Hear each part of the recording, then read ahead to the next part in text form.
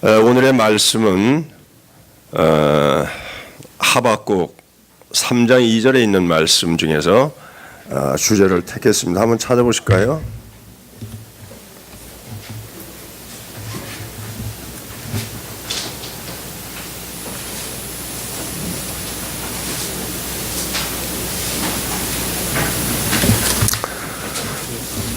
다 찾으셨으면 3장 2절 말씀 같이 한번 읽어보겠습니다. 시작. 여호와여, 내가 주에 대한 소문을 듣고 놀랐나이다. 여호와여, 주는 주의 일을 이 수년 내에 부응케 하옵소서. 이 수년 내에 나타내시옵소서. 진노 중에라도 공의를 잊지 마옵소서. 이 중에서 여호와여, 주는 주의 일을 이 수년 내에 부응케 하옵소서. 이 수년 내에 나타내시옵소서 하는 말씀을 가지고 교제하기를 원합니다. 다시 말하면 잠실교회 부흥을 위해서 오늘 이 시간을 교제하기를 원합니다. 부흥이라고 하는 말을 들으면 우리는 새로운 마음을 갖게 됩니다. 이 부흥이라고 하는 것은 국가와 민족, 사회, 그리고 가정과 개인의 삶에 있어서 어떻게 지금보다 나은 삶을 살 수 있느냐 하는 것에 대한 기대와 마음의 자세가 바로잡히는 것을 우리는 보게 됩니다.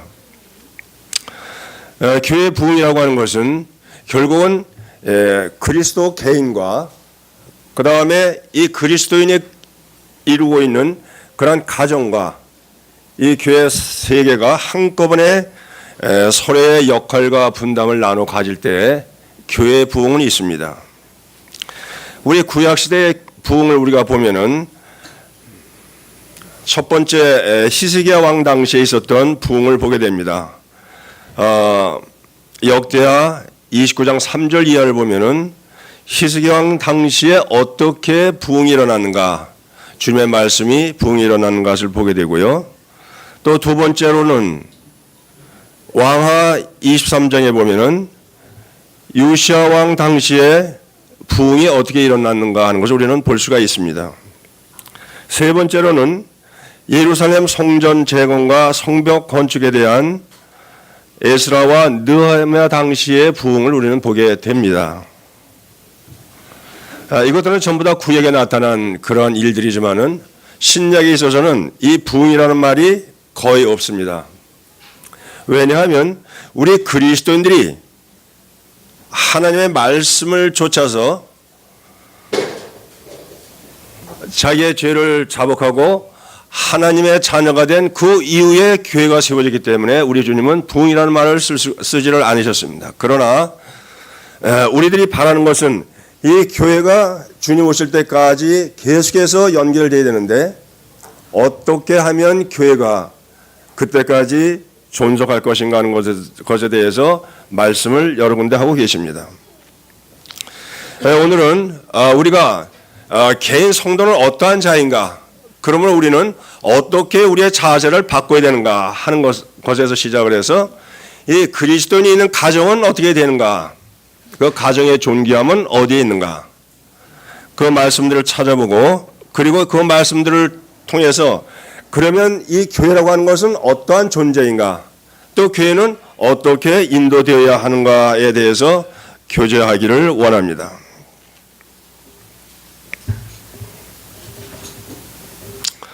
우선 우리 성도 개인은 누구입니까? 여기서부터 시작을 해보고자 합니다. 고린도후서 5장 17절 말씀에 보면은 새로운 피조물이라고 우리들에게 말씀을 하셨습니다. 우리 그리스도인은 새로운 피조물입니다. 다시 말하면 인생 역전을 이뤄낸 자들입니다. 세상에서 이 뭐가 있죠? 복권을 뽑으면 인생 역전을 한다고 합니다. 많으면 100억에서 미국에서는 약 1억 원까지에 이르는 많은 돈을 받으면 그 사람들은 인생 역전을 했다고 합니다. 그 가난한 삶과 그 어려운 생활 속에서 이제 아주 부자답게 사람들께 살 수 있는 삶을 산다고 그 사람들은 그것을 믿고 시간만 있으면 복권을 삽니다. 그런데 그리스도인의 인생 역전이라고 하는 것은 사탄의 자녀로부터, 마귀의 자녀로부터 하나님의 자녀가 되는 그러한 길로 돌아섰다고 하는 것입니다. 우리 그리스도인들은 하나님의 자녀입니다. 영접하는 자, 그 아들을 믿는 자에게는 하나님의 자녀가 되는 권세를 우리에게 주셨습니다. 그러면 우리는 이제 악마, 사탄의 자녀에서 우리는 하나님의 자녀가 되었습니다. 우리 모든 사람들이 가던 그러한 길에서 우리는 벗어나서 유턴해서 이제는 주님 앞에 모였습니다. 이제 주님께서 우리를 구원하신 그 은혜와 사랑에 대해서 우리는 감사하고 하나님을 찬양하며 하나님께 영광을 돌리는 그러한 삶을 살아가는 자들입니다. 그러므로 말씀에서는 우리들을 새로운 피조물이라고 말씀하셨습니다. 비록 우리가 주님 안에 들어온 지 얼마가 안 된 자일지라 하더라도 우리는 새로운 피조물입니다. 옛날에는 죄와 암흑 속에서 우리가 헤매고 있었지만 우리가 구주 예수 그리스도를 영접한 그 이로 우리는 구원을 받고 하나님의 자녀가 되는 권세를 누릴 수 있는 그러한 인생 역전을 이뤄낸 자들입니다. 이것은 놀라운 우리들의 기쁨이고 하나님께 드리는 감사가 될 수가 있습니다. 그 다음에 우리는 그리스도와 성령으로 연합한 자입니다. 이 그리스도인들은 아들 예수를 믿음으로 말미암아 하나님의 자녀가 되었을 뿐만 아니라 그리스도 예수와 연합한 자입니다. 로마서 6장 5절의 말씀을 보면 이렇게 기록이 되어 있습니다. 만일 우리가 그의 죽으심과 같은 모양으로 연합한 자가 되었으면 또한 그의 부활과 같은 모양으로 연합한 자도 되리라. 우리는 그리스도 예수를 믿음으로 그리스도께서 십자가에 달려 죽으신 그대로 우리는 침례를 받아서 물속에 잠기는 그 순간 우리는 그리스도와 연합한 자가 되었습니다. 죽은 자가 죽을 때에 우리가 그리스도와 연합했을 뿐만 아니라 다시 우리가 부활할 때에 우리는 주님과 연합한 자가 되었음을 확인하는 것입니다. 사도행전 19장 2절 보면은 가로되 너희가 믿을 때 성령을 받았느냐 이렇게 사도 바울은 물어봤습니다.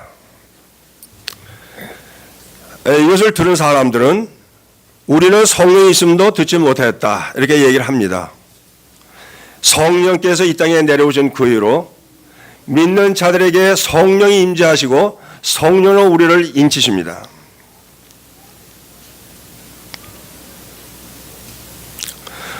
고린도후서 1장 22절에 보면 저가 또한 우리에게 인치시고 보증으로 성령을 우리 마음에 주셨다고 말씀하셨고 마가복음 1장 8절에 보면은 나는 너희에게 물로 세례를 주었거니와 그는 성령으로 너희에게 세례를 주시리라. 우리 주님은 주 예수 그리스도를 믿는 자들에게 하나님의 성령으로 우리를 인치셨습니다. 그러므로 우리들은 그리스도와 함께 성령으로 연합된 자가 되는 것입니다. 이 연합이라고 하는 것은 놀라운 것입니다. 사람인 우리가 창조주이신 하나님과 그리스도 예수와 연합됐다고 하는 것은 놀라운 특권입니다. 이 특권을 누리면서 우리는 이 세상을 살아가고 있는 것입니다. 이 성령의 인치심을 통해서 우리는 하나님의 성전이 되었습니다. 고린도전서 3장 16절과 6장 19절 보면은 우리 믿는 자들을 성령의 전이라고 말씀을 하셨습니다.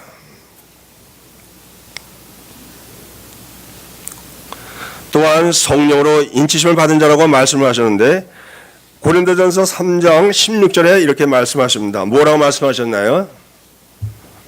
너희가 하나님의 성전인 것과 하나님의 성령인 너희 안에 거하시는 것을 알지 못하느냐. 고린도전서 6장 19절에 보면 너희 몸은 너희가 하나님께로부터 받은 바 너희 가운데 계신 성령의 전인 줄을 알지 못하느냐. 너희는 너희 것이 아니라. 에베소서 1장 13절 말씀에 보면 그 안에서 너희도 진리의 말씀 곧 너희의 구원의 복음을 듣고 그 안에서 또한 믿어 약속의 성령으로 인치심을 받았다라고 말씀하십니다. 우리 그리스도인들은 구원받은 그 순간 성령의 인치심을 받고 그 성령의 인치심을 통해서 우리는 그 성령을 마음에 품은 하나님의 성전이라고 주님께서 말씀을 하십니다. 이것은 놀라운 것입니다. 하나님의 성전은 하나님이 거하시는 것, 그 성전에는 거룩함과 성결함이 있고 그 가운데에는 하나님의 사랑이 임재하는 그러한 그리스도인임을 우리는 믿어 의심치 않는 것입니다. 우리는 그러한 자들입니다.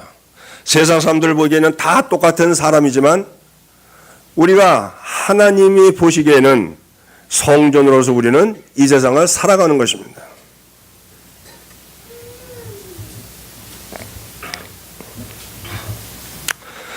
베드로전서 2장 9절 말씀을 잠깐 찾아보도록 하겠습니다.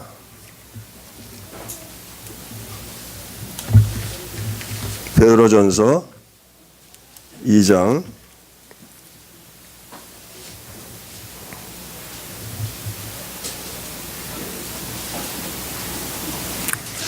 찾으셨네요? 다 같이 읽어보겠습니다. 시작. 오직 너희는 택하신 족속이요 왕같은 제사장들이요 거룩한 나라요 그의 소유된 백성이니 이는 너희를 어두운 데서 불러내어 그의 기이한 빛에 들어가게 하신 자의 아름다운 덕을 선전하게 하려 하심이라. 우리 그리스도인들은 이 세상의 다른 사람들과 같지가 않습니다. 우리들은 그리스도 예수를 통하여 하나님의 놀라운 구원의 사역을 통해서 구원받은 자들입니다. 그렇기 때문에 말씀에서 너희는 택하신 족속이라고 말씀을 하셨습니다. 하나님을 믿지 않는 자, 그리스도를 구주로 영접하지 않은 자는 택하신 족속이 아닌 것이죠. 또한 왕같은 제사장들이라고 말씀하십니다. 거룩한 나라라고 말씀하십니다. 또한 그의 소유된 백성이라고 말씀하십니다. 우리는 이제 하나님의 백성인 것입니다. 하나님의 백성은 하나님의 백성답게 살아가는 것입니다.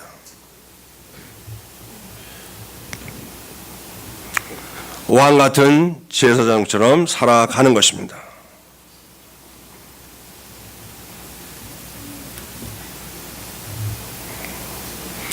로마서 12장 1절에 보면 한번 찾아볼까요?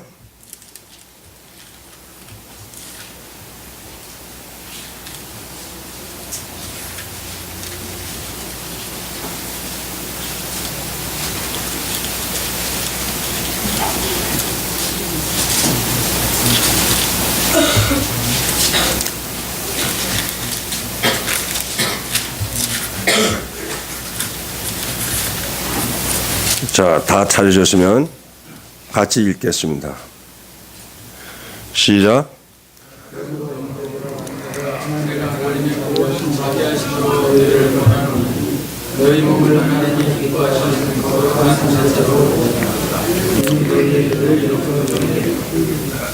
예.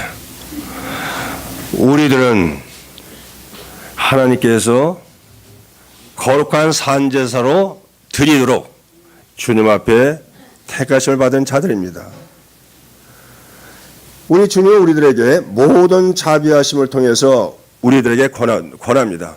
우리가 비록 이 땅에서 살아가는 동안 하나님의 뜻에 합당해 살지 못하는 순간이 있을지라도 우리 주님은 그것을 이해하시고 그것을 사랑으로 덮으셔서 그 후에는 더욱 주님을 닮은 삶을 살아가기를 원하는 것입니다. 이것이야말로 하나님께서 기뻐하시는 삶인 것입니다. 우리들의 삶은 세상에서 산 같지가 않습니다.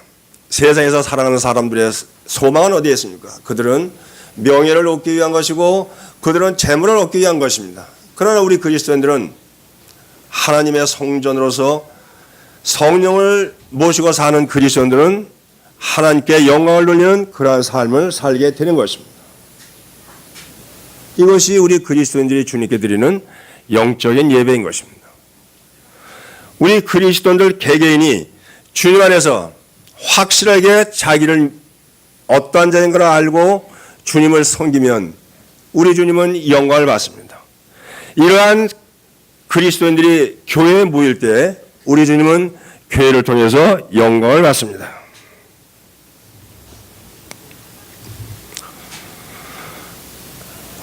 그 앞에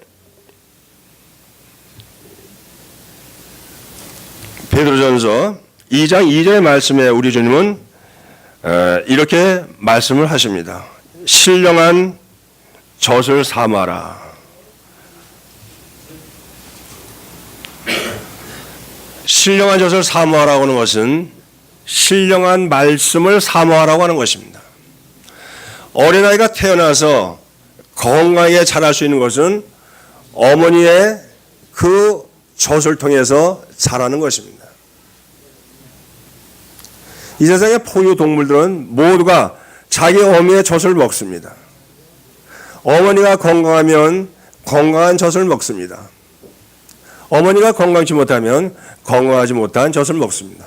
그러나 이 젖을 먹음으로 인해서 어린이는 건강하게 자라는 것입니다.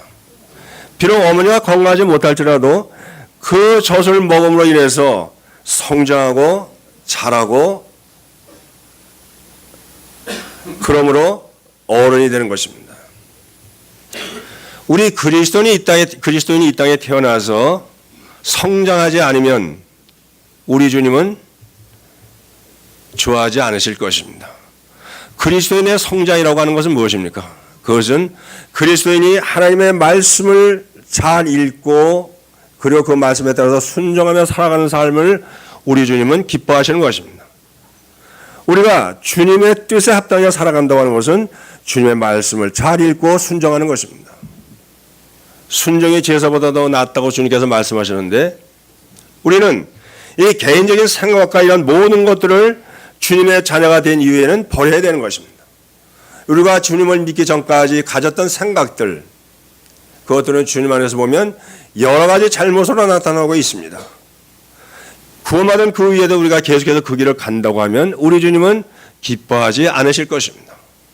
우리 주님이 기뻐하시는 것은 주님께서 말씀하신 대로, 성경에서 말씀하신 대로 그분의 뜻대로 순종하는 것입니다. 우리가 주님의 말씀에 순종하지 않을 때에 우리들은 주님 안에서 신실하게 서 있을 수가 없습니다. 우리 그리스도인들이 성결한 삶을 살지 않을 때에 우리 주님은 그리스도인다운 삶을 살 수가 없습니다. 우리 그리스도인들이 항상 믿지 않은 사람들에게 본이 되기를 우리 주님은 원하십니다.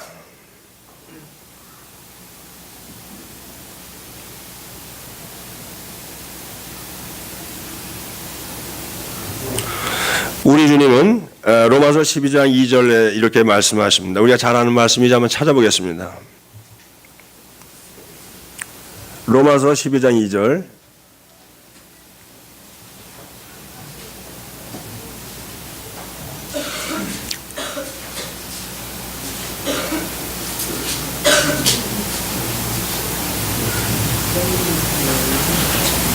찾으셨네요? 함께 읽겠습니다. 시작.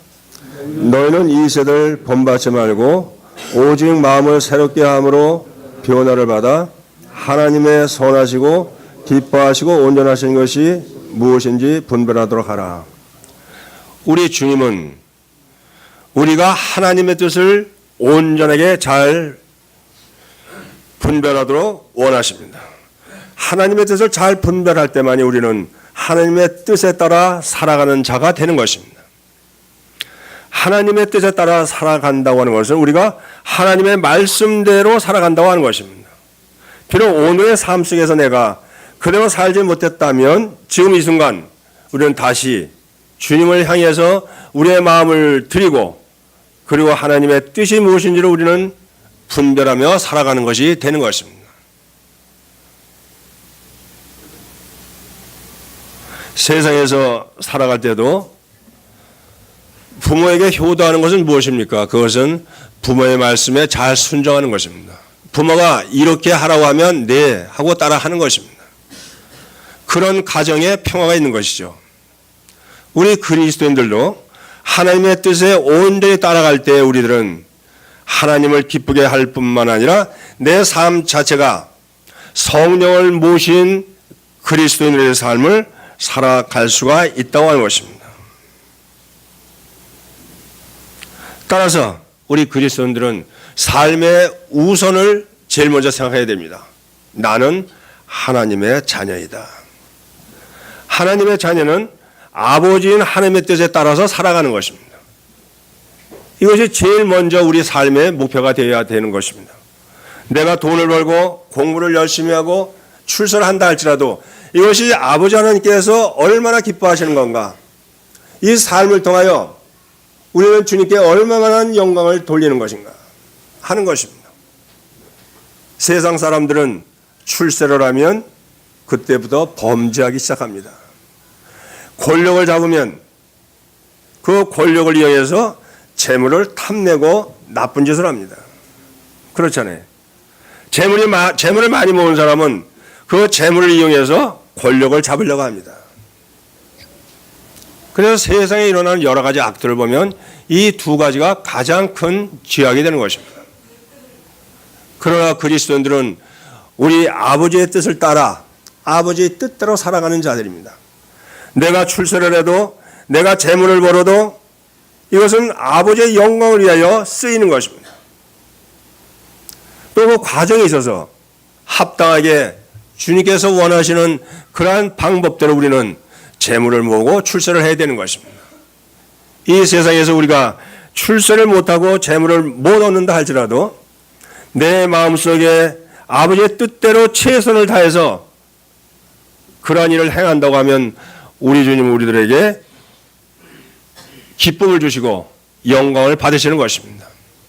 어쩌면 이 세상에서 가장 비난을 받고 욕을 먹는 세상 생각대로 세상의 상식대로는 도저히 납득할 수 없는 일을 우리가 할지라도 그것이 아버지의 뜻이라면 우리는 그 길을 가야 되는 것입니다.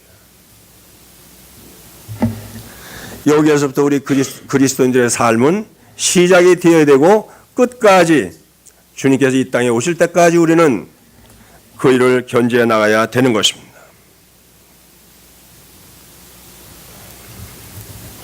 두 번째, 이 가정은 어떻게 되는 것입니까? 이 가정은 우리가 잘 아는 대로 창세후에 에덴 동산에서 주님께서 제정을 하셨습니다. 죄가 이 세상에 들어오기 전에 우리 주님은 가정을 제정을 하셨죠. 우리 주님께서 가정을 제정하신 것은 사람에 대한 사랑이었습니다. 하나님이 아담을 사랑하심으로 제정하신 것입니다. 아담이 독초하는 것이 좋지 않으므로 우리 주님은 그것을 좋게 하기 위해서 가정을 제정하셨습니다.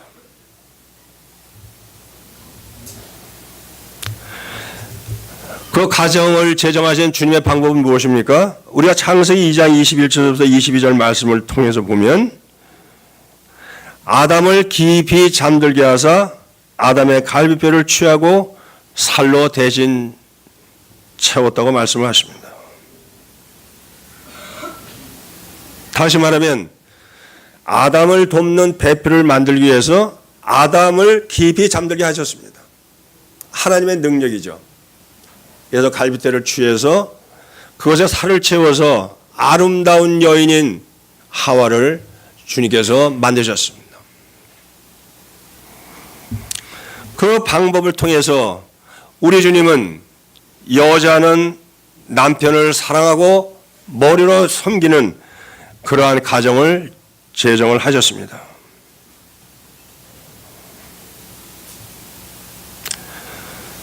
왜 아담을 먼저 만드시고 그 아담의 갈비뼈를 통해서 하와를 지으셨을까요? 따로따로 지으시지. 어떻게 생각하세요? 자, 아담을 지었으니까 이제 도울 사람 하와를 지으면 따로 지으면 어땠을까요? 우리 주님은 그러한 방법을 원치 않으셨습니다. 하나님께서 아담을 사랑하신 그 아담을 돕는 배필입니다. 돕는 배필이기 때문에 그 아담을 전적으로 돕기 위해서는 아담의 갈비뼈가 필요했던 것입니다. 생명의 기원에 대하여 우리는 이 창세기의 말씀을 믿습니다. 이 창세기 1장부터 10장까지의 말씀을 통해서 우리는 하나님이 창조 주시고 그리고 우주 만물을 창조하신 그 사실을 우리는 믿습니다. 어찌 보면 이것도 하나님께서 우리들을 너무나 사랑하시기 때문에 믿게 하신 것이 아닌가 봅니다. 이 세상에는 진화론과 창조론이 대두되고 있습니다. 성경을 믿는 사람들은 창조론자라고 그러고 성경을 믿지 않는 사람들은 진화론이라고 얘기를 하고 있습니다. 하나님께서 천지를 창조하실 때 6일 만에 모든 것을 지으셨습니다. 그때 시간도 24시간이었고 지금의 하루도 24시간입니다. 지금 과학자들이라고 하는 사람들은 자기들이 가설과 가정을 세워서 새로운 학문을 실험하고 체험하면서 그것을 증명하려고 합니다. 그러나 우주의 기원과 생명의 기원에 대해서는 아무도 밝혀내지도 못하고 알아내지도 못합니다. 다만 성경에서만이 생명의 기원과 우주의 기원을 말씀하고 계십니다. 이것을 믿게 하신 우리 주님 얼마나 놀라우신 분인지 모르겠습니다. 이 과학자들이 증거하는 가운데 과학이라고 증거하는 그런 가운데 여러 가지들 보면 하나님이 아니면 알 수 없는 그러한 일들이 너무나 많습니다. 하나님만이 그 일을 하실 수 있다는 것이죠. 이것을 과학자들은 밝혀내지를 못합니다. 과학이라고 하는 것은 실험입니다. 왜냐하면 사람들은 생명이 유한하기 때문에 하나님처럼 오래 살지를 못합니다. 그렇잖아요. 여기 물컵이 있습니다. 몇 년 후에 물컵이 여기 그대로 있다면 이 물컵이 언제 와 있는지를 모릅니다. 왜 왔는지를 모릅니다. 마찬가지로 생명의 수완이 짧은 이 사람들은 그 하나님이 오랫동안 영원 전부터 영원까지 세우신 그러한 계획을 알 수 있는 그러한 처지가 아닙니다. 마치 하루살이가 내일이라는 단어를 모르듯이 잠자리가 내년이라는 그 단어를 모르듯이 이 인간의 육체 속에 갇힌 과학자들은 영원한 하나님의 계획과 하나님께서 이루신 일들을 기억하지 못합니다. 밝혀낼 수가 없는 것이죠. 그러나 우리들은 이것을 성경을 통해서 그대로 믿습니다. 어쩌면 제가 구원받은 것도 창세기 1장 1절 말씀에 의해서 구원을 받았습니다. 저는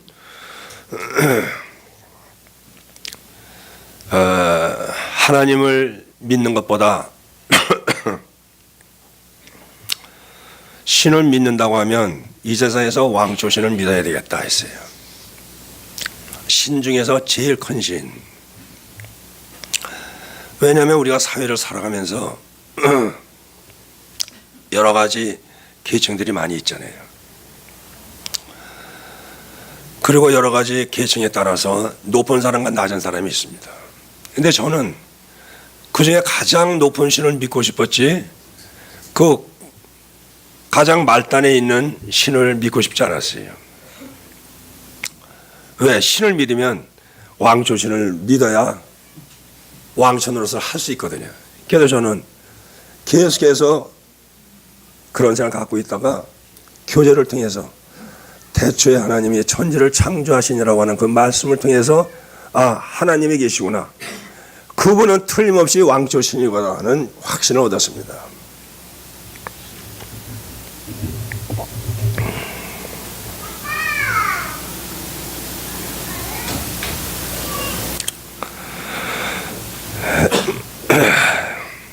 이 가정은 남자가 부모를 떠나서 그 아내와 연합하여 두 몸이 한 몸을 이루게 하셨습니다. 아담의 갈비뼈에서 취하여 창조한 하와, 그 하와를 우리 주님이 주례 선생이 되어서 결혼을 시키셨습니다. 그래서 가정이 재정이 되었습니다. 이것은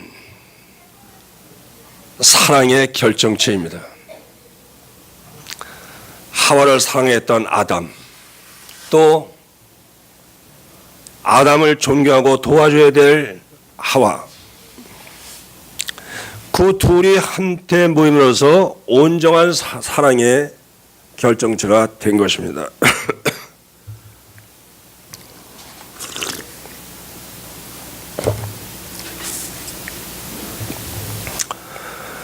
그러므로 이 가정은 그 안에 사랑이 있고 그 안에 영적인 성장이 있고 그 안에 그리스도의 성장이 있습니다.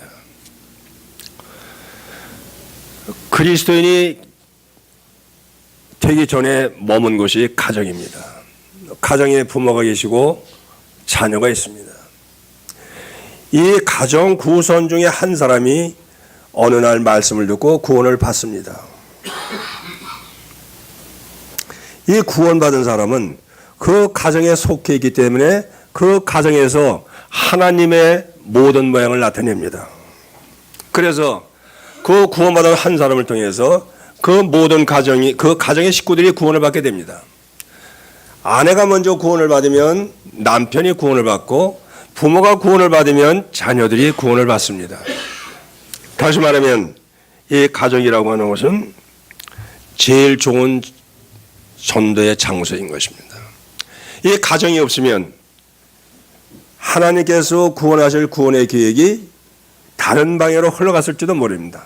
그러나 우리 주님은 가장 좋은 전도의 방법으로 가정이라는 것을 만드셨다고 하는 것입니다. 이 그리스도인이 구원받고 가장 바라는 것이 무엇입니까? 자기가 제일 좋아하고 사랑하는 사람이 구원받기를 원하는 것이죠. 그게 누구겠습니까? 아내와 남편인 것입니다. 그래서 이 가정은 전도하기 가장 좋은 장소인 것이죠. 결정체인 것입니다. 그래서 구박만 받던 아내가 구원을 받으면 그 남편을 존경해서 주님 앞으로 인도합니다. 남편도 마찬가지죠. 이 남편도 자기가 먼저 구원을 받으면 자기 아내와 식구들이 구원받기를 원합니다.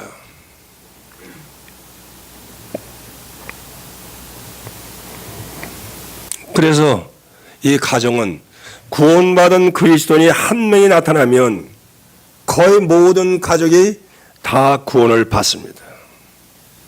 이것은 2000년 전에도 그랬고 2000년에 흘러간 지금도 그렇고 앞으로도 그럴 것입니다.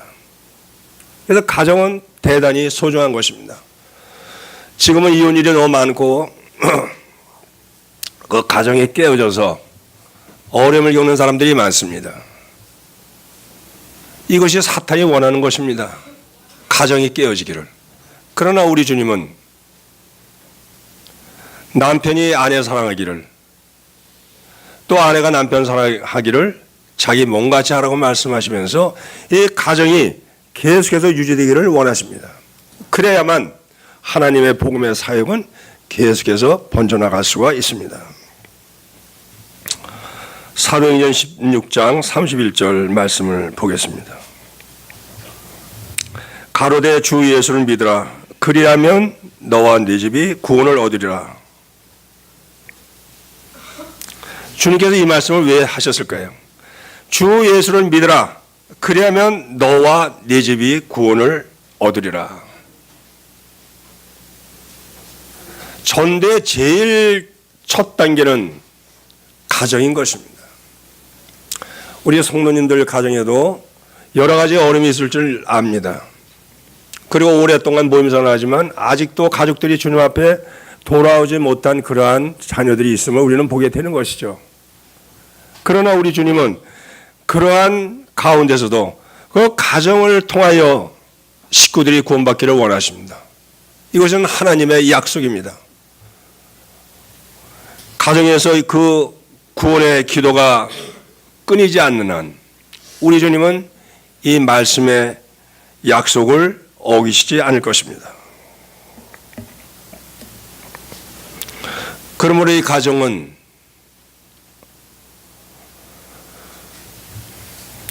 구원받은 그리스도인들이 영적 결합을 통해서 영적인 연합을 통하여 믿음의 가정으로 성장이 됩니다. 처음에 구원받았을 때는 영적으로 어립니다. 그렇지만 이 가정생활을 통하여 여러 가지 어려움이 해소됩니다. 이해하지 못했던 것 남편에게 묻고 아내에게 물어서 하나님의 뜻을 분별하게 되는 것입니다.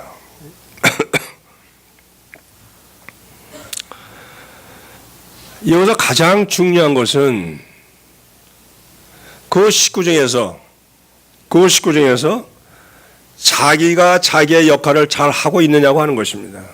남편은 남편으로서, 아내는 아내로서 말씀에서 가르치고 있는 대로, 말씀에서 원하시는 대로 우리가 가정을 이끌어 나가느냐 하는 것입니다. 말씀은 우리 자매들에게 남편을 머리로 섬기라고 합니다. 사실 이것은 어떻게 보면 너무나 자매님들에게는 강요되는 모습이기도 합니다. 그러나 우리 주님은 그 가정을 유지하는데 가장 기본적인 것은 자매님들이 남편을 머리로 섬기는 것입니다. 이것이 가정이 계속해서 유지되는 첫 번째 길입니다. 우리 주님은 남편과 아내들에게 자녀들을 잘 기를 것을 원하고 계십니다. 주님의 교양과 훈계로 가르치라고 하십니다.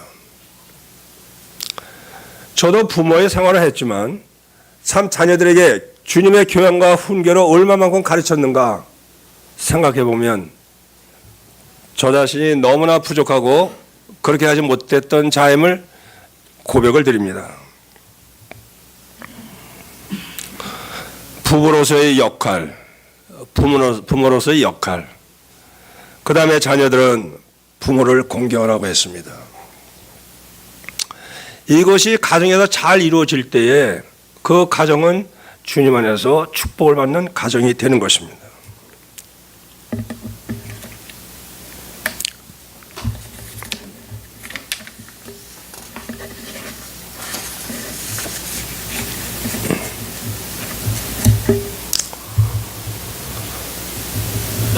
주님의 가정은 다른 사람들로부터 평을 받습니다. 저 집은 하나님을 믿는 가정인데 왜 저래? 왜 맨날 시끄럽고 떠들고 싸우지? 저 집은 뭔가 하여튼 하는 것마다 잘 돼. 그 집은 하나님을 믿는 집이래. 그 집에 가면 모두가 상냥하고 기뻐하고 서로가 좋아하고 사랑하는 것 같아. 세상 사람들은 그리스도인의 가정을 보면서 하나님을 판단합니다. 하나님을 평가합니다.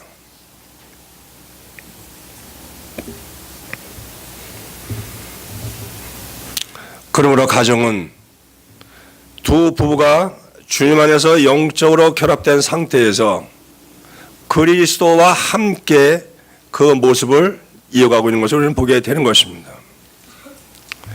교회에 대해서 교제하기를 원합니다. 교회는 무엇일까요? 교회는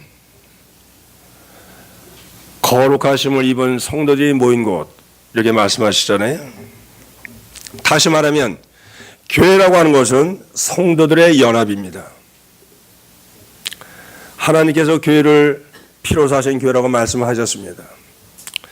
피로 사신 교회가 되기 전에는 피로 사신 그리스도인들이 있습니다. 교회가 이루어지기 전에 우리 주님은 각 개인을 구원하셨습니다. 그리고 그들을 한테 불러 모으셨습니다. 다시 말하면 교회는 성도들 개개인이 연합해서 모인 자리인 것입니다. 하나님께서 이 땅에서 세우시기를 가장 원하셨고 마지막 결과는 교회인 것입니다. 구원받은 그리스도인들이 모이지 않고 따로따로 있기를 우리 주님은 원하지 않으십니다. 고린도전서 12장 13절에 보면 주님께서 이렇게 말씀하십니다. 우리가 유대인이나 헬라인이나 종이나 자유자나 다 한 성령으로 세례를 받아 한 몸이 되었고 또 다 한 성령을 마시게 하셨느니라. 로마서 12장 5절에 보면 이와 같이 우리 많은 사람이 그리스도 안에서 한 몸이 되어 서로 지체가 되었느니라. 우리 주님은 이 구원받은 그리스도인들을 모합해서 연합체를 이루게 하셨습니다. 이 그리스도의 피로 구원받은 그리스도인들은 성령의 인지심을 받고 그리고 그리스도와 연합이 되었습니다. 이 그리스도인들은 결혼을 통해서 가정에서 서로 연합되어 있습니다. 다시 말하면 가정 자체도 그리스도와 연합이 된 것입니다. 그리고 우리 주님은 이 가정에서 있는 그리스도인들을 가정에서 내버려 두지 않으시고 교회로 불러 모으셨습니다. 왜 교회로 불러 모으셨습니까? 우리 주님은 모든 성도들이 교회에 모여서 만이 하나님의 영광과 온전한 하나님의 사람으로 될 수 있다고 하는 것을 우리 주님은 아시고 계신 것입니다. 가정에서의 믿음 생활은 제한되어 있습니다. 아내와 남편이 아는 것에 한정되어 있습니다. 깨닫는 것에 한정되어 있습니다. 경험한 것에 한정되어 있습니다. 그렇잖아요. 그러니까 우리 주님은 그러한 성도들을 교회에 모으셔서 서로 교제하고 주님께 예배하고 그렇게 함으로써 믿음의 성장과 또 사회에 봉사하는 것과 전도하는 사역을 이루시기를 원하는 것입니다. 그래서 우리 주님은 교회가 연합해서 하나가 되기를 원하시고 계십니다. 우리 주님께서도 요한복음 17장 21절 23절에서 성도들이 연합해서 하나가 되기를 기도하셨습니다. 이것은 하나님께서 최종적으로 사용하실 것은 교회라고 하는 것입니다. 교회를 통해서만이 우리 믿음의 성장이 될 수 있고 교회를 통해서만이 말씀의 교제가 제대로 될 수 있다고 하는 것입니다.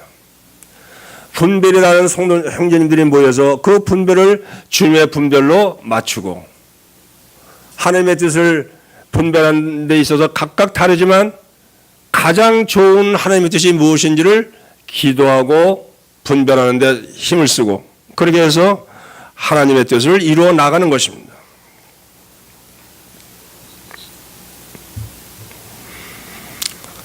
그래서 교회는 성도들의 연합입니다. 우리 주님은 이 연합된 교회를 원하시고 이 교회가 하나님의 사역을 맡기를 원하십니다. 다음에 이 교회에 대해서 우리 주님은 지체 간의 사랑을 강조하셨습니다. 구원받은 그리스도인들이 각각 따로 있다가 모여서 우리 주님은 그 지체들이 하나님께서 우리를 사랑하신 그 사랑대로 우리를 뭉치기를 원하십니다. 그 사랑으로 우리가 연합하기를 원하십니다. 우리 주님이 이 땅에 계실 동안 말씀하셨던 요한복음 13장 34절로 35절 말씀을 찾아보도록 하겠습니다. 요한복음 13장 34절 35절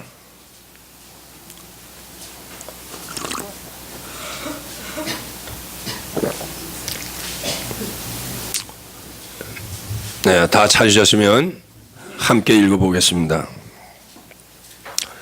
요한복음 13장 34절 35절 시작.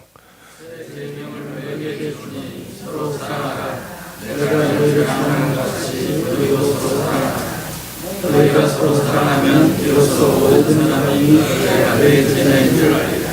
예, 우리 주님이 새 계명을 우리에게 주셨습니다.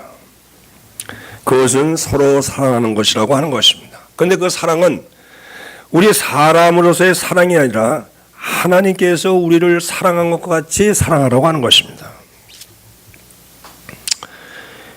이 지체 간의 사랑은 교회를 연합하여 주님의 일을 하게 합니다. 에베소서 4장 3절 말씀해 보면 성령이 하나 되게 하신 것을 힘써 지키라고 말씀하십니다. 성령이 하나 되게 하신 것, 그리스도인들이 각각 성전으로서 주님 앞에 모입니다. 그래서 그리스도인이 연합합니다. 그 연합하는 가운데에서는 우리 지체 간의 사랑을 주님께서 하기를 원하십니다. 이것은 성령이 하나 되게 하신 것입니다. 우리가 하나 되게 하신 것을 우리가 하나 되게 하신 것을 우리 주님은 지키라고 말씀하십니다. 우리 그리스도인들은 교회로 모일 때 이미 연합해서 하나가 되었습니다. 우리는 이것을 지키기만 하면 되는 것이죠. 이것을 지킬 때에는 우리는 하나님의 사랑을 온전히 이루는 그러한 교회로 모일 수가 있는 것입니다. 하나가 되지 않는다고 하는 것은 무엇입니까? 내가 이 교회에 와서 성도들과 분별하는 것이 다를 경우에 그렇습니다. 이 교회 성도들이 함께 즐거워하면 함께 즐거워하고 함께 기뻐하면 함께 기뻐할 수 있는 것은 우리가 주님의 말씀을 따르기 때문인 것입니다. 주님의 말씀이 없으면 우리는 그렇게 할 수가 없는 것입니다.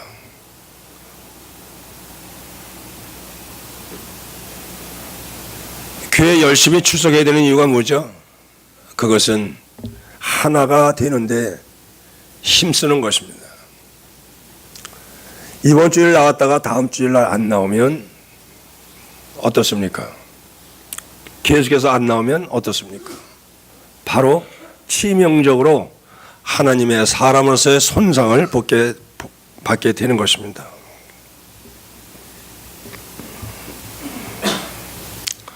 주님의 교회는 성령이 하나 되게 하신 것을 힘써 지키는 것입니다. 그래서 말씀도 같이 보고 같이 교제하고 하나님의 뜻도 같이 분별하는 것입니다. 교회는 건강해야 됩니다. 어느 말씀에 일방적으로 치우치지 않고 하나님의 말씀을 골고루 보면서 하나님의 뜻이 어디에 있는가를 항상 살피고 그 뜻을 따라가는 것입니다. 그것이 성령이 하나 되게 하신 것을 지키는 것입니다. 우리가 성경을 기초로 해서 우리의 믿음이 정리가 됩니다. 교회 생활도 말씀을 어떻게 옳게 분별하느냐에 따라서 그 말씀의 진리가 지켜집니다. 우리는 그리스도의 복음과 진리를 전하는 교회입니다. 그리스도께서 우리를 사랑하신, 하나님께서 우리를 사랑하신 그 사랑을 다른 사람들에게 전하는 복음 사역을 우리는 하는 것입니다. 거기에는 진리가 있는 것입니다. 이단 사설에 빠지지 않고 건강한 교회가 될 수 있는 것은 주님의 말씀을 잘 지키는 것입니다. 로마서 12장 5절 말씀에 보면 이와 같이 우리 많은 사람이 그리스도 안에서 한 몸이 되어 서로 지체가 되었다고 말씀하십니다. 고린도전서 10장 17절에 보면 떡이 하나여 많은 우리가 한 몸이니 이는 우리가 다 한 떡에 참여함이라고 말씀을 하십니다. 우리가 신약시대의 교회의 본으로서 사도행전 2장 42절서부터 47절까지의 말씀을 우리가 본이라고 보고 있습니다. 우리가 이 말씀들을 통해서 신약교회, 오늘날의 교회도 그리스도께서 공중 재림하실 때까지 그 진리가 지켜져야 되는 것입니다. 한 몸 진리를 우리가 지켜야 되죠. 각계 그리스도인이 연합하여 한데 모이기 때문에 그래서 한 몸인 것입니다. 이 한 몸으로 붙어 있는 성도들은 전부 다 건강하게 지체로서 붙어 있어야 됩니다. 그것을 교회 인도자들이 사역을 하는 것이죠.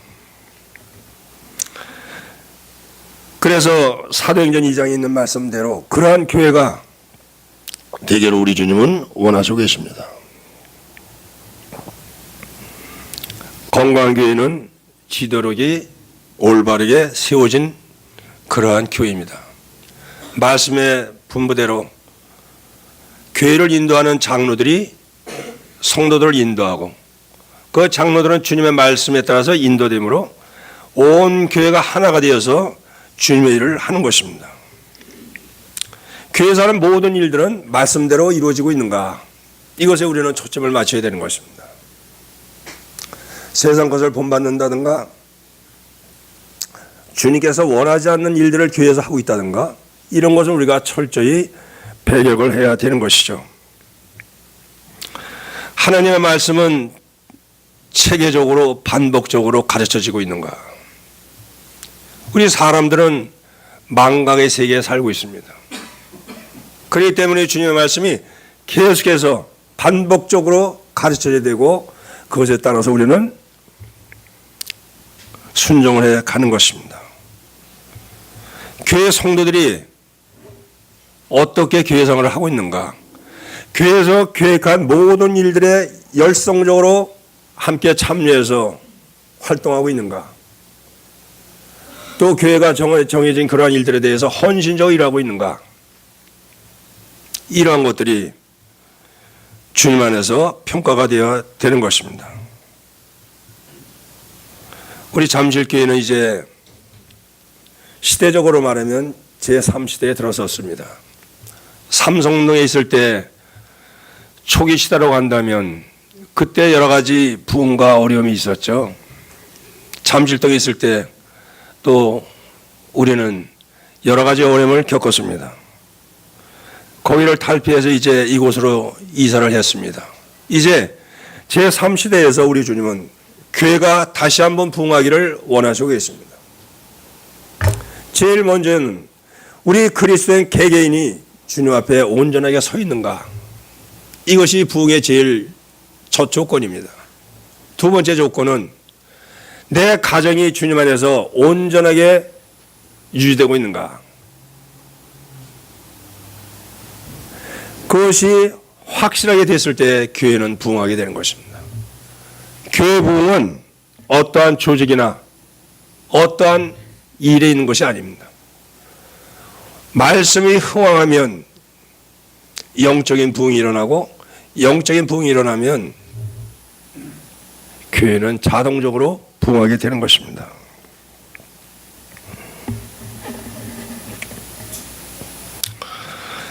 마지막으로 히브리서 10장 23절 25절 말씀을 읽고 마치기로 하겠습니다.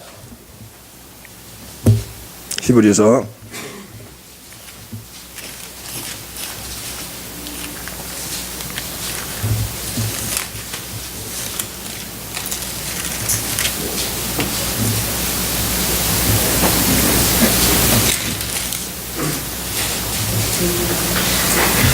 다 찾으셨나요? 10장 23절 24절 25절 함께 읽겠습니다. 시작.